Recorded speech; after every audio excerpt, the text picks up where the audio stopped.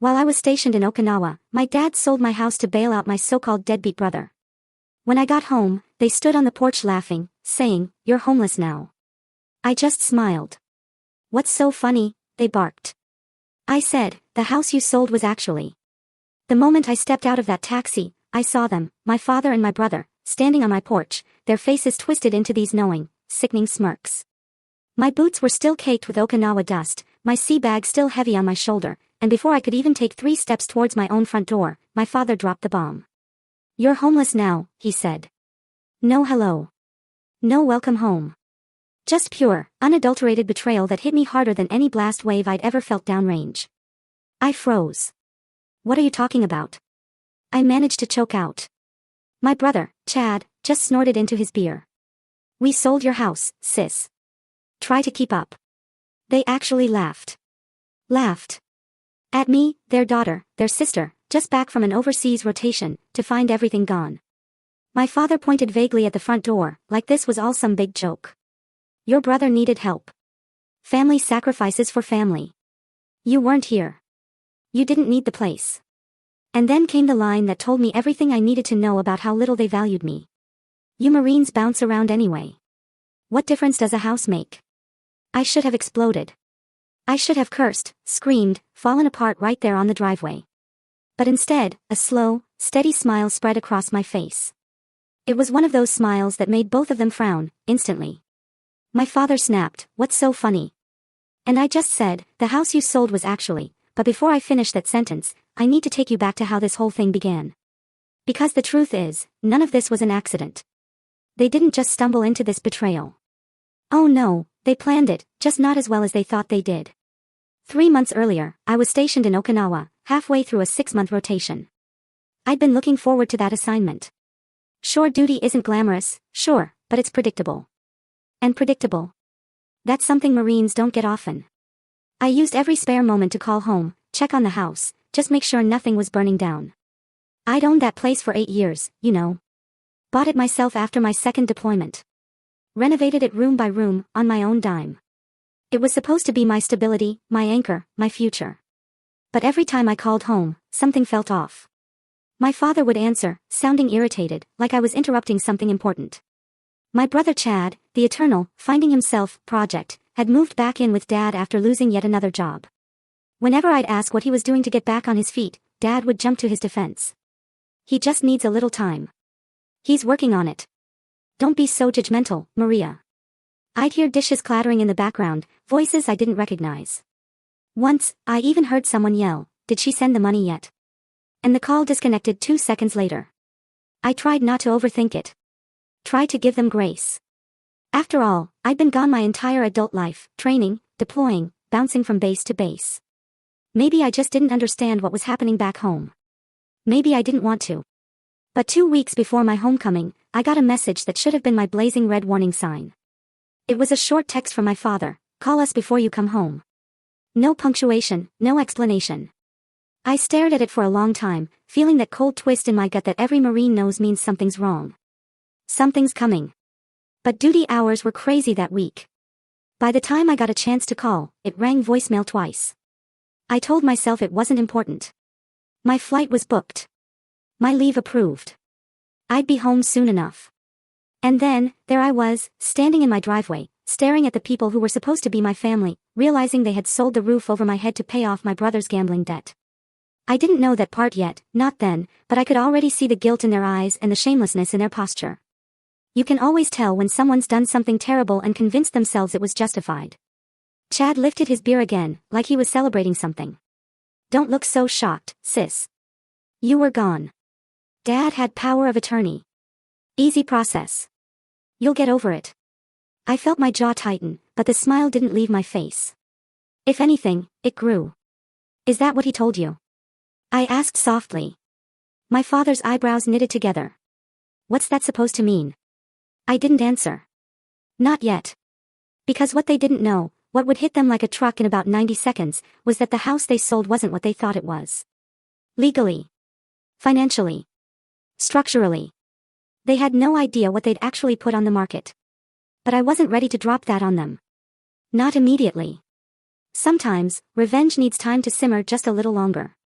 I set my sea bag down, brushed dust off my sleeve, and walked toward the porch like nothing could touch me. My father stepped aside, annoyed but confused. My brother scoffed. Look at her, acting all calm. They thought I was calm because I was weak, because I was stunned. They had no idea I was calm because I was already 10 steps ahead. Marines don't come home hoping for the best. We come home prepared for the worst. And this? This was nothing compared to what I'd survived before. I didn't go inside right away. I just stood there on the porch with both of them staring at me, waiting for me to cry or break or crumble the way they'd probably rehearsed in their heads. But nothing came. No tears, no begging, no collapsing, just a long, heavy silence that made my father shift uncomfortably and made my brother tap his beer can against the railing like he couldn't stand his own nerves. That silence was the only power I needed at that moment.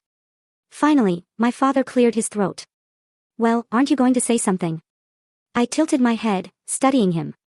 The man who used to wake up at 5 a.m. every morning to make me breakfast before school. The man who stood in the front row at my boot camp graduation with tears in his eyes. The man who hugged me so tight before my first deployment that I almost couldn't breathe. I wondered when exactly he'd stopped being that man. I wondered when I stopped being his daughter and became his backup bank account instead. When did you sell it? I asked, my voice steady. 3 weeks ago, he said. It was the right thing to do. Your brother needed help. There it was again. Always needs. Always about Chad. Always about his next fix, his next crisis, his next temporary setback. And you? Didn't think to call me? I asked. He scoffed. You were overseas, busy. You Marines have your heads in the clouds. Always too busy to pick up a phone. That's interesting, I said. Because I called every week. Chad rolled his eyes. Oh, here we go. I turned to him. Did you know? Did you actually sit there and watch him sign away my home? He shrugged, lazy, unbothered. Dad said it was fine. I believed him. Why wouldn't I? He's Dad. I almost laughed at that, at how unself-aware a grown man could be. But instead of arguing, I walked down the steps and took a slow lap across the yard, letting the cold Washington air clear my head. The house looked the same from the outside, white siding, trimmed hedges, the flagpole I'd installed after re-enlisting. But it didn't feel the same. Something important had been broken. Something deeper than a deed or a signature. Behind me, my father called out, we put the money to good use. Your brother's debt is handled. He's safe now. Debt. That word sat in my stomach like a stone. Chad wasn't the type who paid off debt. Chad was the type who created debt like it was a hobby. And Dad, he enabled him every step of the way. I walked back toward them, step by step, until I was standing at the bottom of the porch stairs. You two want to tell me the whole truth? I said. Or do you want me to find it myself? My father's jaw tightened. Chad drank the last of his beer and crushed the can in his hand. What truth? He said. You're blowing this way out of proportion. Really? I asked. Because when I left, the house was paid off. I had no debt, no liens, nothing pending. For you to sell it fast, you'd have needed cash buyers. That means desperation. I let the word hang. Whose desperation? Chad's eyes flickered, just for a second. But I caught it. My brother's, I said softly. So, let's hear it. Gambling, drugs, loan shark. Which was it this time? My father exploded. Stop interrogating your brother like he's some criminal. I'm interrogating, I said calmly, because my house is gone. You were gone, he shot back. Always gone. Always Marine Corps this, Marine Corps that. You think you're better than everyone. You think you don't need this family. I've been serving this country for 13 years, I said, and every single assignment I came home to this house. My house. The one thing I worked for. The one thing that was mine. He waved a hand dismissively. You'll buy another one. You make good money, better than him. He pointed at Chad, like Chad was a helpless child. Not a 39-year-old man who'd been bailed out by the family more times than I could count. I felt something inside me crack, not break, but shift. I saw them both clearly in that moment, like a lens had finally come into focus. Dad wasn't helping Chad because he was kind. He was helping him because he needed someone to need him. And Chad wasn't apologizing because he never had to. Dad always took the fall for him. And now they'd taken something from me because they assumed I was strong enough to lose it, strong enough to bounce back, strong enough to survive betrayal. That's the thing about being the strong one. People assume you don't feel the knife when they twist it. And then the front door opened. A woman stepped out. Blonde hair, sweatpants, holding a mug that said, "Mama needs coffee." Not my father's girlfriend. Not a neighbor. Someone else entirely. "Who are you?" I asked. She smiled lightly. "I'm Emily, the new owner." My father winced. Chad shifted. And my world tilted, because that meant the house wasn't just sold. It was closed. Final. And yet, I still smiled. "Congratulations," I said to the woman. "Did they tell you everything?" She blinked. "Everything?" I looked back at my father and brother. Their faces were pale, just a shade, just enough for me to know I was not the only one standing in dangerous territory. I turned to Emily. "Did they tell you that the house you bought?" I paused, letting the tension grow. Letting my father fidget and Chad grip the railing like it could save him. "Isn't actually in their name." Emily looked confused. My father's voice cracked. "Maria, don't." But I wasn't done. Not even close. Emily blinked at me as if she wasn't sure whether to smile or step back into the house she thought she owned. She looked like the kind of woman who tried to avoid conflict her whole life. Gentle, polite, the sort who apologized when other people bumped into her. And here she was, caught in the middle of a mess she didn't even know existed. She held her coffee mug a little tighter. "What do you mean it's not in their name?" "The paperwork." "I'm sure the paperwork looked official," I said, keeping my voice even and calm. "But paperwork only tells one side of the story." I looked at my father, then let the silence drag, letting him feel the weight of what he'd done. His face flushed red, the kind of red that comes from shame mixed with anger. Chad quietly muttered something under his breath, but even he had stopped smirking. They both knew I wasn't bluffing. They knew I had something they didn't understand, something they hadn't accounted for when they decided to use my power of attorney like a golden ticket. "I don't understand," Emily whispered. "Your father said." "My father says a lot of things," I replied. "Let me ask you something. When you bought this house, who handled the sale?" She glanced at my father, then back at me. "A man named Adam. He said he was helping your family with the transfer." I closed my eyes just for a second. Adam. Of course, it was Adam. An old acquaintance of my father's. Someone who always had a connection. Or a deal. A man who operated in the gray areas of anything involving money or property. The kind of man who showed up at barbecues when my father remarried, always bragging about flipping houses without ever lifting a hammer. The kind who knew how to turn desperation into profit. "Did you sign anything with an attorney present?" I asked. She shook her head. "He said it wasn't necessary. He said the family wanted it quick." The last word cracked a little. Quick. That's how these things happened. Quick sales, quick transfers, quick lies, quick destruction. Behind me, my father stepped forward. "Maria, enough. You're upsetting her." I turned around slowly. "Upsetting her? You sold her a house you had no right to sell. You stole from me, and you put her in the middle of it." My voice stayed calm, but something sharp moved underneath it. Years in the Marine Corps had taught me that raising your voice was the quickest way to lose power. Silence, restraint, precision, those were far more effective weapons. My father rubbed his forehead. "You weren't here. You didn't need the house. We handled things the best we could." "The best you could?" I echoed. "Or the fastest way to clean up another one of Chad's disasters." Chad stiffened. "It wasn't a disaster. It was a misunderstanding. A misunderstanding that cost thousands." I asked. "Or tens of thousands?" "Let me guess. Sports betting? Poker? Or did you finally graduate to loan sharks?" He looked away, jaw tight. That was enough of an answer. I turned back to Emily. "How long have you been here?" "A week," she said softly.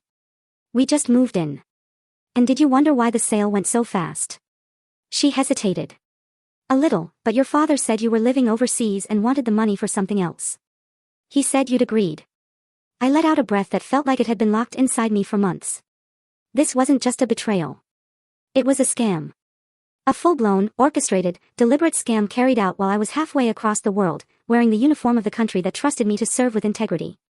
"Emily," I said gently, "I'm sorry you were dragged into this.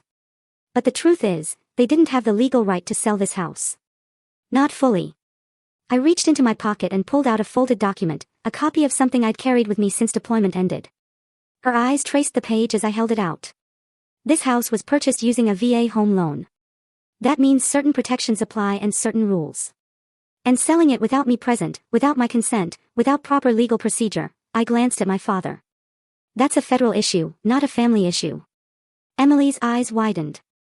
My father's face went pale. Chad's bravado evaporated completely. He looked like a kid caught stealing candy from a store shelf. I continued. Power of attorney gives temporary rights to handle bills, repairs, emergencies. It does not give the right to sell federally backed property without filing a series of authorizations, none of which were done. Emily pressed a hand against her chest. Are you saying the sale is invalid? I'm saying, I replied slowly, that this isn't what you think it is, and unfortunately, you'll need legal help to sort it out. My father stepped closer, voice shaking with a mixture of anger and fear. Maria, don't do this. We're family. That didn't stop you, I said. Family didn't matter when you needed quick cash. It was for your brother, he shouted. And what about me? I asked quietly. When did I stop being your child? When did I become expendable? For the first time since I'd stepped onto that porch, he had no answer. Emily finally spoke again. What do we do now? You, I said, get a lawyer. And you tell them everything. And you stop speaking to my father outside of official channels, because the deeper you let yourself get involved with this situation, the worse it will be for you. She nodded slowly, clutching her mug like it was the only solid object left in her world. My father pointed a finger at me. You're ruining everything. I shook my head. No, you ruined everything the minute you treated my service as an opportunity instead of a sacrifice. Chad muttered something about marine attitude, but I barely heard him. I was already stepping off the porch, lifting my sea bag again, my boots crunching against the gravel. The air felt sharp and cold, but in a way that cleared my mind rather than clouded it. I started walking toward the street. My father yelled behind me, "Where are you going?" "Oh," I said. "You don't have one," Chad shouted. I turned back toward them, letting the porch light cast a halo behind their silhouettes. "That," I said, "is what you think." And then, for the first time since landing, I actually felt calm, because the truth was, they had no idea how much trouble they had created for themselves. No idea what the next days would bring. No idea how unprepared they were for the consequences.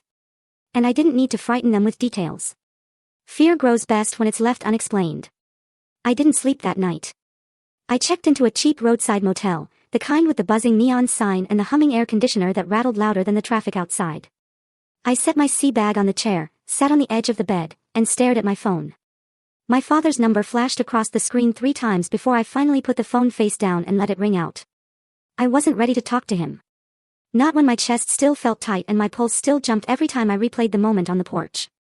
I thought about Emily's stunned face, about Chad's guilt dressed up as bravado, and about my father, his anger, his excuses, his insistence that what he'd done was for the family. People love to use the word family when they need something from you. It's amazing how rarely they use it when you need something from them. The motel smelled like old carpet and lemon cleaning spray. I took a shower just to wash off the day, but even after the hot water ran cold, the heaviness didn't lift. So I sat back on the bed, turned on the little lamp, and pulled out the folder I'd been carrying since Okinawa. Paperwork, notes, screenshots, emails, everything I'd gathered in those final weeks overseas when the truth had started taking shape. It hadn't happened all at once. Betrayal rarely does. It starts with little cracks, uneasy silences, vague explanations, half-finished sentences. Then one day, the dam breaks and you realize every red flag had been trying to warn you. I still remember the first moment it truly hit me. I was standing on a balcony outside the barracks in Okinawa. The air thick with humidity, my camis clinging to my skin, even though the sun had already set. The cicadas were screaming in the trees like they were trying to drown out whatever thoughts I was having. My phone buzzed in my hand. Another notification. Another automated alert. I almost ignored it, but then I saw the words, property ownership update, and every instinct I'd ever honed in the core told me to stop and read. The message wasn't long. It didn't explain anything, just a digital confirmation that an ownership change had been processed. Not completed, not verified, just processed. My name was still on the house, but there was another name added, a blurry one, an incomplete one, like someone had started a transfer but hadn't finished it. I immediately called my father. No answer. Called again. Straight to voicemail. Texted him. No reply. Then I tried Chad. even though I knew he wouldn't pick up, he didn't. I tried again. Nothing. I stood there on that balcony, staring out at the Pacific. The night breeze felt warm against my face, but my stomach had gone cold. Not because I knew what was happening, but because I didn't. And that uncertainty was worse than any truth could have been. The next day, during my lunch break, I asked one of the JAG officers on base if he had 5 minutes. He gave me 10. I told him what I'd seen. He didn't panic. He just asked one question: who has your power of attorney? When? I said my father's name. Something in his expression shifted. Not pity, not judgment, but recognition. He'd seen this before, too many times. He told me stories, vague ones without names, about service members getting burned while deployed, families selling cars, cashing out accounts, refinancing properties, emptying storage units, even signing divorce papers on behalf of someone halfway around the world. Trust is good, he said, but oversight is better. Those words stuck with me. Trust is good. Oversight is better. I asked him what to do next. He told me to request full transaction logs from the county. He showed me which office to email, which forms to submit, how to phrase the request so it didn't get buried. I sent everything that same afternoon. A week later, the file came through. I opened it on my bunk, expecting confusion, a mistake, a clerical error. But the moment I saw the signatures, the dates, the notations, the buyer's name, Adam, I felt the kind of cold that sinks into your bones and doesn't thaw. My father had signed the first authorization 2 days after telling me he loved how peaceful the house felt lately. He'd signed the second after texting me a heart emoji. And the third, the one that allowed the property to move forward for sale, on the same day I'd called him from a field exercise and told him I missed home. He never told me, not once, not even a hint. And Chad. The logs showed his bank account as one of the destinations for the wired money. I sat on my bunk for a long time, staring at the screen. I remember the dim light above my bed flickering, the hum of the fan overhead, the muffled sounds of Marines laughing in the hallway after a long day. Life kept moving around me, but I felt frozen. Later that night, I called my father again. This time he answered, but only because he didn't recognize the number. I had used the office phone instead of my own. His voice was cheerful at first. Too cheerful. "Hey, sweetheart. Everything okay over there?" I swallowed hard. "Did you sell my house?" The pause that followed told me everything. 5 seconds, 10, 15, long enough for a world to collapse. Then he said, "Before you get upset," I hung up. I didn't trust myself to speak. And over the next few days, whenever he called back, I let it ring. I wasn't ready to hear excuses. I wasn't ready to listen to his reasoning or his guilt or his justification. I wasn't ready to listen to a man who hadn't respected me enough to tell me the truth. But what I was ready for, what slowly, steadily began building inside me, was a plan. People think revenge is loud, explosive, dramatic. But the truth is, good revenge is quiet. It breathes. It waits. It watches. It sharpens itself in the dark until the moment it's needed. When my deployment ended, I made no announcement. I booked the earliest flight home and landed at SeaTac before sunrise. I didn't tell Dad, didn't tell Chad, didn't tell anyone. I rented a car from the airport, stopped by the county recorder's office as soon as they opened, and requested every document in person. I spent 2 hours with a clerk who had seen enough messy family disputes to spot trouble from a mile away. She didn't say much, but the sympathy in her eyes told me I wasn't wrong. When I walked out with the full packet of documents, the truth hit me fully. For the first time, my father and brother had legally cornered themselves. They just didn't know it yet. That night, as I sat in that cheap motel with the buzz of the neon sign seeping through the window, I laid out every page, every signature, every timestamp. I highlighted lines, circled dates, cross-referenced entries. The betrayal still hurt. God, it hurt. But the clarity that came with understanding the scope of their mistakes felt like air filling my lungs again. They thought they'd beaten me. They thought I'd come home helpless. They thought a Marine would crumble because of a house. But they forgot something. They forgot who raised me. They forgot that Mom taught me how to fight quietly. They forgot that the Corps taught me how to fight smart. And worst of all for them, they forgot that consequences are patient. The next morning, I drove back to the neighborhood before the sun had fully risen. The houses were quiet, the lawn still covered in dew, and a soft gray fog hung low over the street like the world hadn't quite woken up yet. I parked a few houses down from mine and sat there for a moment, letting the engine tick itself into silence. It felt strange, sitting that close to a place that had once been my sanctuary, now occupied by strangers, because the people who should have protected me decided I was expendable. I watched the porch light flicker on. Emily stepped outside in a light jacket, looking like she hadn't slept much either. Her hair was pulled back in a loose bun, and she stood on the porch with her arms wrapped around herself, staring at the yard with a lost expression. I got out of the car and walked toward her slowly so I wouldn't startle her. When she looked up and saw me, I lifted a hand. "Morning." "Morning," she said softly. "I didn't expect to see you here." "I know," I said, "but we have a lot to sort out." I stepped onto the grass and stayed a few feet away, not wanting to invade the space that for the moment she believed was hers. "Did you talk to anyone last night?" She nodded. "My husband. He's flying back tonight. He said we'll get a lawyer first thing tomorrow." Then she hesitated and added, "I didn't tell your father." "Good," I said. "Don't." She exhaled shakily and sank onto the porch step, the mug in her hand trembling slightly. "I don't know how this happened. We've been saving for years. This was supposed to be our fresh start, our first real home." Her voice cracked, and for a moment, I felt a pang of guilt. Not because I'd caused any of this, but because the damage done by my father had spilled onto someone who didn't deserve it. I sat down on the step beside her. "You didn't do anything wrong, Emily. You bought a house. You trusted the people selling it. That's what anyone would do." She nodded, but tears slipped down her cheek anyway. "When he told us he had authority, we believed him. He seemed so certain." "My father always sounds certain," I said. "Even when he's dead wrong." She wiped her face quickly. "What do you think will happen now?" "That depends on how honest you want to be with your lawyer," I said. "And how honest they want to be with the court." I reached into my bag and pulled out 2 copies of the documents I'd assembled. "Here, these are for your attorney. They outline everything I told you yesterday." Emily took the papers, her fingers brushing mine briefly. "This is going to get messy, isn't it?" "Yes," I said. "But messy doesn't mean hopeless." Before she could respond, the front door swung open and my father stepped out. His expression was the same one he used to wear when he scolded me as a teenager, tight, rigid, impatient. "Maria, what are you doing here?" "Talking," I said calmly. He pointed at me like I was a trespasser on my own lawn. "Not without my permission." "You're not, your permission." I repeated. "That's interesting, considering none of this belongs to you." "It doesn't belong to you either," he shouted, and Emily flinched beside me. I stood from the step and faced him fully. "It never belonged to you. You acted like you could make decisions about my life because you had a piece of paper and a signature. Power of attorney isn't ownership, Dad. It's responsibility, and you abused it." "I did what I had to do," he said, his voice trembling with anger. "Your brother was in danger.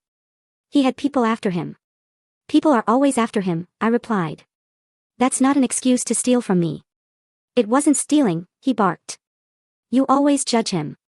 You always think you're better than him because you're a Marine. But he's my son, too, and he needed help. And I didn't." I asked, my voice low but steady. "I served for 13 years. I sent money home. I kept this family afloat more times than either of you will admit. When did I become the one who didn't matter?" He hesitated. And in that split second of silence, I saw the truth. He hadn't meant to hurt me. He didn't do it out of malice. He did it out of weakness. Out of love twisted into obligation. Out of fear of losing the son he never stopped trying to save. But intent didn't undo damage. And love, real love, never justified betrayal. Behind my father, the screen door creaked again, and Chad stepped out, rubbing sleep from his eyes like he was waking from a nap instead of waking to the consequences of his own actions. "Is this still about the house?" he mumbled. I looked at him, really looked at him, and I saw a man who'd never been told no, never been held accountable, never been forced to stand on his own 2 feet. A man who'd grown comfortable taking from everyone around him because taking was easier than earning. "Yes," I said. "It's still about the house." Chad sighed dramatically. "Jesus, sis, relax. It's not like you're dead. You can rebuild. It's not the end of the world."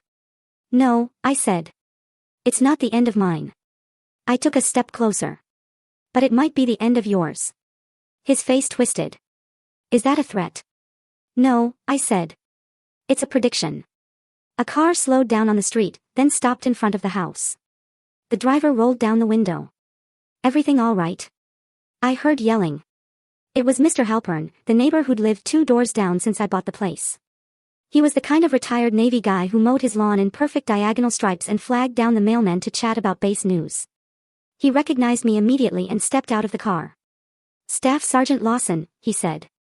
"Didn't know you were home." "Just got back," I replied. He glanced at my father and Chad, then at Emily, his brow furrowed. "Something going on here?" My father stiffened. "Private family matter." "Actually," I said, "it's not." Mr. Halpern waited patiently, like the old sailor he was. I explained in simple terms what had happened: the sale, the fraud, the misuse of power of attorney. I didn't embellish. I didn't accuse. I simply stated facts. When I finished, he whistled softly. "That's not good." "No," I said. "It's not." "You call the sheriff yet?" he asked. My father spun toward him. "No one needs to call anyone. We'll settle this ourselves." Emily shook her head. "No," she said quietly. "We won't. I'll be calling my attorney today. And I'll be contacting the VA legal office," I added. "They need to be involved." My father's face collapsed. "Maria, please don't do this. We're family." I looked at him for a long moment. "I know," I said softly. "That's why this hurts." He swallowed hard. "I made a mistake." "You made several," I replied. "And now we deal with them." For a moment, no one spoke. A bird chirped somewhere. A car drove by. The world kept turning, even while ours felt like it was falling apart. I turned to Emily. "You should go inside. You've got a long day ahead." She nodded and slipped back into the house. Mr. Halpern returned to his car, and I stepped off the porch, heading toward the street. My father called after me, his voice cracking. "Where are you going now?" "To do what you should have done," I said without turning around. "Tell the truth." I spent the rest of the morning in the sheriff's building. A place I'd walked into once before, when I first moved to the neighborhood, to register my address after deployment. Back then, it was a simple process. A few signatures, a polite greeting, an older deputy who thanked me for my service and handed me a local ordnance pamphlet. This time, the energy was different. I wasn't Staff Sergeant Lawson checking in. I was the woman walking in with a folder full of evidence that her own family had violated federal regulations while she was overseas serving her country. The deputy at the front desk recognized me almost immediately. Retirement age, silver hair, glasses perched low on his nose. "Well, I'll be," he said. "Back in town already?" "Lawson came home to a problem," I said. He looked up fully, then, studying my expression, taking in the folder clutched to my chest. He nodded slowly.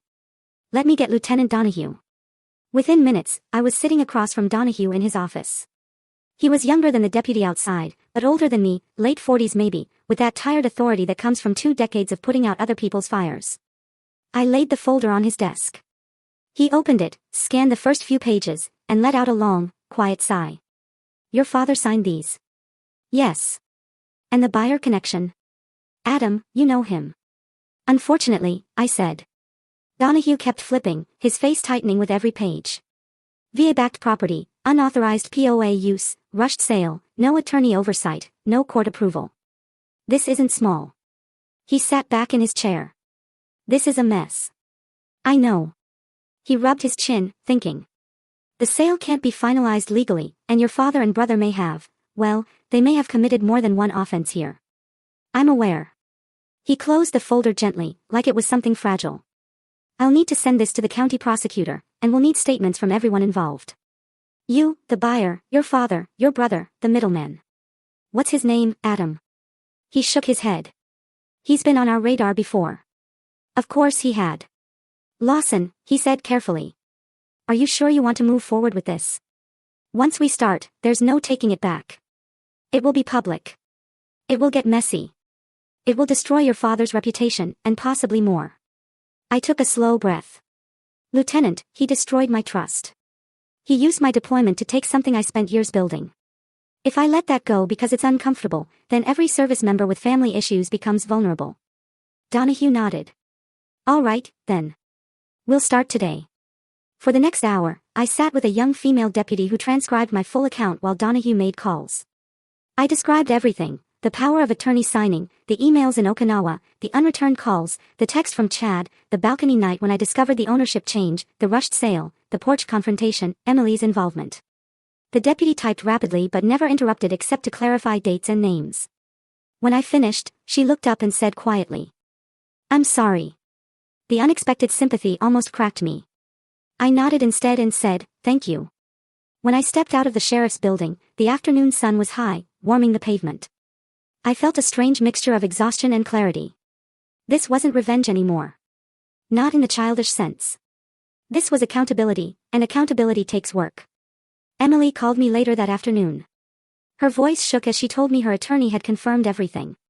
The sale was invalid, and she had grounds to pursue legal action, not just to reverse the transfer, but to hold both Adam and my father liable for damages. "I didn't want any of this," she said. "I just wanted a house." "I know," I said gently. "And you'll get one, but this one needs to be fixed first." She asked if I would be willing to speak with her attorney directly. I agreed. An hour later, I was on a conference call, walking through every detail again, letting the lawyer interrupt, ask questions, confirm timelines. The more I talked, the calmer I felt, like every word was lifting another weight off my chest. But the real confrontation was still ahead. Around 8 that evening, just as the sky was fading into that deep blue between daylight and night, my phone rang again. This time, it wasn't Emily. It wasn't the sheriff's office. It was Dad. For a moment, I considered letting it ring. But something inside me, maybe the part that still remembered the father he used to be, made me answer. He didn't yell this time. His voice was small, tight, almost brittle. "Maria. I know. The sheriff's office came by." "I did." He let out a shaky breath. "You didn't have to do that." I closed my eyes. "I gave you every chance to be honest." "You weren't." "I made a mistake," he said again, like repeating the words would turn them into something meaningful. "You made a series of choices," I corrected. "And each one hurt someone." "It wasn't supposed to hurt you," he whispered. "Dad, it was always going to hurt me. You sold my home." There was a long pause. I heard him inhale, heavy and slow. "Can we talk in person?" he asked. "Yes," I said, "but not alone." He sounded wounded by that, but he didn't argue. "Okay. Tomorrow morning, your house." "My house." I repeated, letting the words settle into the space between us. "I'll be there." When I hung up, the motel room felt heavier than before. Not because of fear. No, that part had passed. What I felt now was the weight of endings and beginnings, tangled together so tightly I couldn't tell which was which. I didn't sleep much that night either, but I wasn't restless. I was ready. The next morning, I drove back to the house. Emily was there with her attorney. The sheriff's deputy arrived shortly after. Then my father and Chad pulled up in Dad's truck, both of them looking smaller than I'd ever seen them look. Dad wouldn't meet my eyes. Chad looked like he wanted to disappear into the ground. We stood in a loose circle in the yard. No shouting, no dramatics, just the quiet tension of a truth finally cornered with nowhere left to go. Dad cleared his throat. "I didn't realize it was illegal," he said. "I swear to God, I didn't." "You didn't want to realize," I said softly. "There's a difference." Chad mumbled something, but his lawyer, yes, he had brought one, put a hand on his shoulder, silencing him. The sheriff's deputy explained the next steps, statements, temporary restrictions on both Dad and Chad regarding the property, forthcoming investigation, the likelihood of charges. My father's face went pale at the word. He looked at me then, eyes watery. "I never meant for it to come to this." "I know," I said, "but you brought us here." Then I turned away, because there was nothing else left to say. For the first time in days, I walked toward the front door and placed my hand on it. The paint felt cool beneath my fingertips, familiar in a way that made my throat tighten. I didn't open it, not yet. But I stood there long enough to feel something returning, a sense of home. Not because the house was safe, but because the truth was. When everyone left that morning, the deputy, the attorneys, the neighbors who lingered near their windows pretending not to watch, I stayed in the yard long after the last car pulled away. The air was cool and still, carrying that quiet heaviness a neighborhood feels right after a storm. My father and brother had driven off without a word. Emily and her attorney had gone to file their paperwork, and I stood alone on the small patch of grass I used to mow every Sunday morning, letting the silence settle around me like a blanket I didn't know whether to wrap myself in or shake off. I finally opened the front door, slowly, cautiously. It felt like walking into a memory that wasn't mine anymore. The living room looked different. Emily had rearranged the furniture, added soft blankets, hung pictures of her family on the walls. But underneath the new touches, I could still see the shadow of my own life. The dent on the floor where I dropped a toolbox 3 years ago. The little scratch on the doorframe from when I moved my dresser alone. The faint outline on the wall where my medals once hung. Homes change, but they remember. I walked through the place room by room, not to claim anything back at that moment, but to remind myself that I hadn't lost everything. The decision was now in the hands of the law, the attorneys, the county, and the VA. And for the first time since this nightmare started, I trusted that process more than I trusted anything my father could say or do. The last room I visited was my bedroom. Emily had put up white curtains that fluttered in the soft breeze from the cracked window. The bed was different, the color scheme different, the smell different, but the bones of the room were the same. And when I ran my hand along the windowsill, I felt the little ridge where I'd once carved my initials when I first bought the place. I'd forgotten it was there. The small, raised bumps of the letters hit me like a soft punch to the heart. I stood there for a long time before leaving. I didn't want to intrude more than necessary. They were still living there, after all. But I needed to feel the house one more time before stepping away again. When I walked out, I saw someone waiting for me at the bottom of the porch. My father. He was standing by his truck, hands in his pockets, shoulders hunched like a man carrying a weight he finally realized was his own. For a moment, neither of us spoke. It was the longest silence we had shared in years. Finally, he said, "Can we talk?" I stepped down the porch, keeping a careful distance. "We've been talking." "No," he said quietly. "Not like this." Something in his voice, humility, maybe, or the exhaustion of a man who'd run out of excuses, made me pause. I nodded once. He looked older than I remembered. Not old in the way time makes you old, but old in the way regret does, suddenly and all at once. His eyes were red and his mouth trembled when he started speaking. I thought I was helping him, he said. I thought if I didn't step in, he'd lose everything. You didn't step in, I said. You stepped over me. He bowed his head. I know, and I don't expect you to forgive me. I just need you to understand. I was scared. Of what? Losing him, he whispered. He's a mess, Maria. He always has been. But he's all I have left. He swallowed hard. And I didn't want to lose you either. But I kept choosing wrong. I didn't soften. Not yet. But I listened. Your mother was the strong one, he continued. You got that from her. After she died, I didn't know how to hold things together. Chad needed me more. Or at least it felt like he did. You were always fine. You were always the one who made it. I thought you wouldn't break.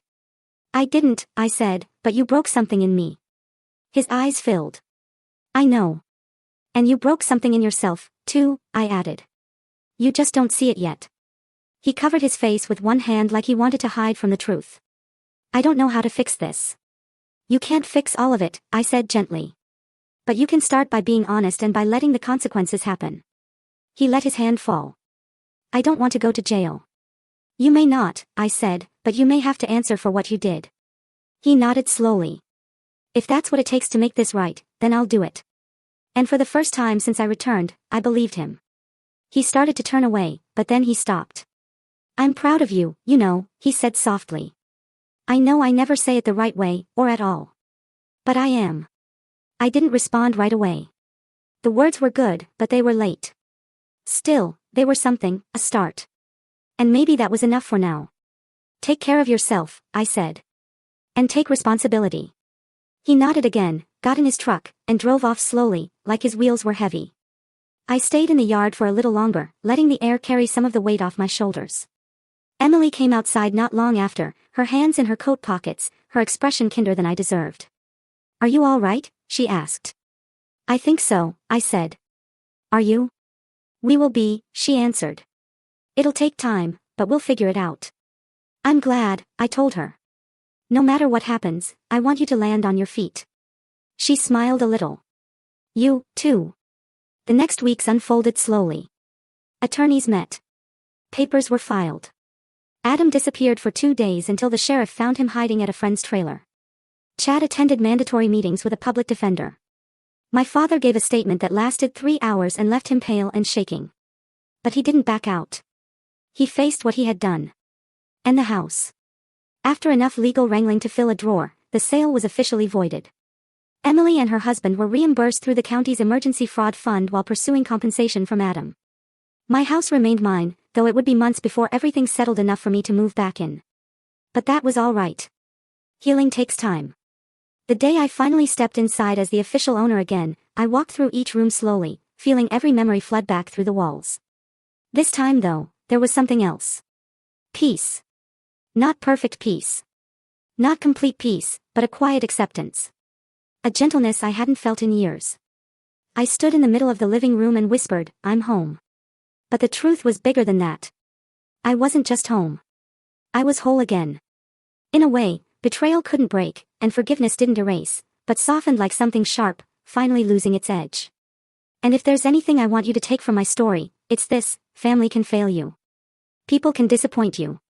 The ones you love most can be the ones who hurt you deepest. But you do not lose your worth because someone else lost their way. You do not stop deserving a place in this world because someone tried to take it from you. And sometimes, just sometimes, the hardest journeys bring the clearest lessons.